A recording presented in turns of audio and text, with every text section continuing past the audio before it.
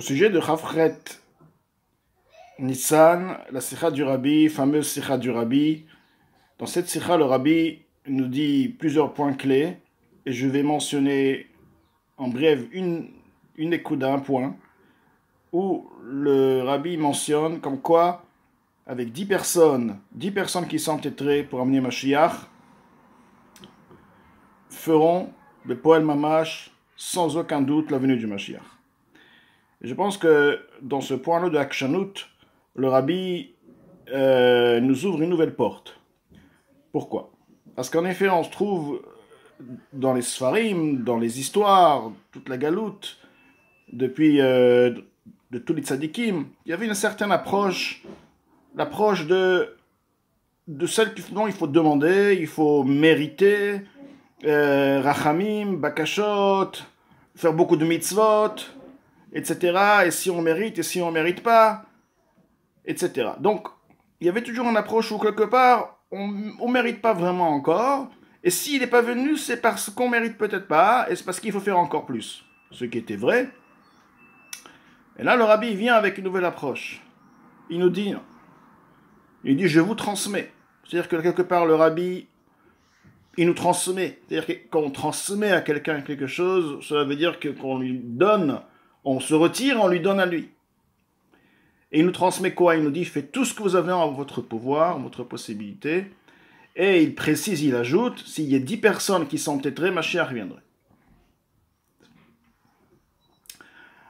À mon sens, cela veut dire qu'aujourd'hui, depuis Chafret Nissan, Koach, la force, le Rabbi Dromi, bien sûr aussi le Kochot, cela dépend de nous, dans le sens où nous allons devoir aujourd'hui, non pas parce qu'on nous demande, parce qu'il faut, parce que le Rabbi a demandé, mais parce que c'est vrai.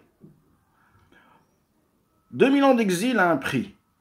Nous avons passé 2000 ans d'exil, plus exactement 1951 ans depuis Churban Bait Sheni.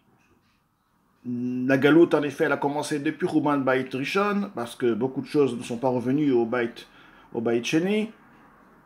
Donc, ces 2000 ans d'exil ont un prix. Pendant ces 2000 ans d'exil, le Ham Israël a souffert.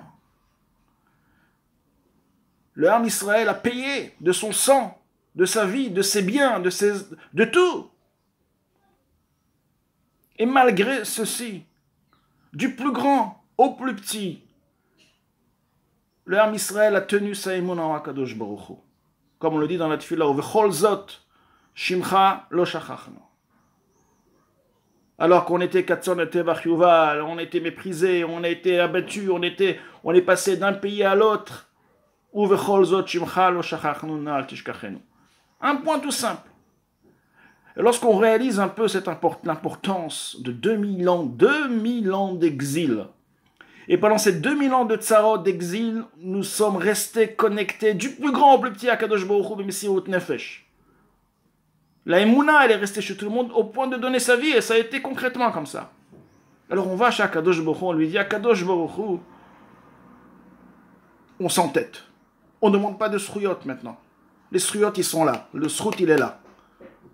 Quel est le srout? Le srout que 2000 ans, nous avons eu la émouna en toi. Ces 2000 ans, nous t'avons jamais lâché.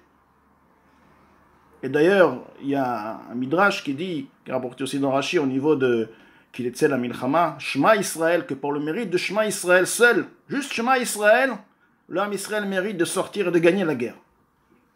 Shema Israël, Hashem Elokeinu Hashem Echad. Ce Shema Israël a été concrètement réalisé à tous les points, par toutes les générations, du plus grand au plus petit. Lorsqu'on va crier, lorsqu'on va vraiment demander, et on doit le demander parce que c'est vrai, donc on va s'entêter automatiquement. Lorsqu'on réalise l'importance de cette chose, on va s'entêter. Et c'est justement aujourd'hui une nouvelle approche qu'on va chez Akadosh Baruch Hu, et on ne lâche pas, on dit à Akadosh Baruch Hu, j'ai travaillé, tu me payes. Je veux Akadosh Baruch Hu, je veux la révélation d'Akadosh Baruch Hu, je veux la Géoula. J'en ai marre de vivre dans cette galoute, je comprends pas. J'en ai marre, j'ai fait, j'ai travaillé, j'ai souffert, j'ai tout. Je ne veux pas vivre dans cette galoute, c'est mon droit. Alpidine, je ne demande pas de srouyot, je ne demande pas de tovot, je ne veux plus de conditions, aucune condition. Qui est-ce dans le monde qui peut aujourd'hui venir et accuser Am Israël? Personne ne peut accuser.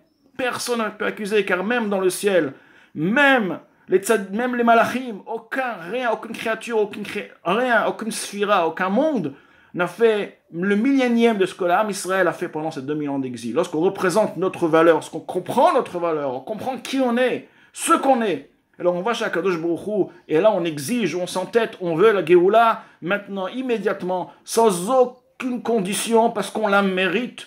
Parce qu'on la mérite, c'est pas du pain gratuit, on la mérite. 2000 ans d'exil ont un prix. Et c'est ça le message de Kafret, Koach, de venir et de demander avec entêtement et d'être convaincu que Akadosh Baruch Hu, il veut cet entêtement. Mais Akadosh Baruch Hu, il veut qu'on le demande. Il veut, au contraire, c'est la volonté d'Akadosh Baruch Hu. On voit avec Moshe Rabbeinu que lorsque Moshe Rabbeinu, il a plaidé pour l'âme Israël, pas seulement qu'il a plaidé pour l'âme Israël, Akadosh Baruch Hu lui a accordé, mais il a même plaidé pour Arennet Kevodecha au même moment. Il a même plaidé pour Unchaltanu, de ne pas mettre sur le Umot HaOlam la Neviut, etc. Il a demandé beaucoup de choses au même moment. Alors, je ne comprends pas. Déjà là, Hachem, il a exaucé cette demande extraordinaire d'être Mochel au Ham Israël. Peut-être demander à un autre moment, demander tous les autres demandes. C'est pas le moment. Non, au contraire. Parce que c'était la volonté. Ra'ashet Ratson, c'est un Ratson. Comment tu as fait le Ratson chez Akadosh Baruch Hu? Quand Akadosh Baruch Hu, il voit que tu le demandes, mamash, c'est tout ce qu'il demande. Tu le demandes, tu veux, Behemet, tu veux de tout ton cœur, tu veux plus, aucune conscience, rien. Tu mérites, et je veux te voir, je veux être avec toi, je veux le Beth Amikdash, je veux la Géoula, parce que c'est la chose qui est vraie, et c'est ce que nous devons aujourd'hui être. Nous devons déjà vivre dans un monde de Géoula. On ne comprend pas pourquoi nous ne sommes pas dans ce monde de Géoula. Ça n'a aucun sens. Alors maintenant, il nous reste une chose, à s'entêter et à demander de manière évidente, claire à Akadosh Baruch Hu, de nous amener la Géoula immédiatement et maintenant. Et ça, c'est le message, je pense, qu'il faut de Kafret, de demander, comme Rabbi dit, s'il y avait les Juifs demandaient Behemet, alors Mashiach serait déjà venu. Donc ça rejoint un point. Le Emet amène à la Akshanout, et à la Akshanout amène effectivement, Mesalachta lavonenu, ou le Chatatenu, ou Nchaltanu.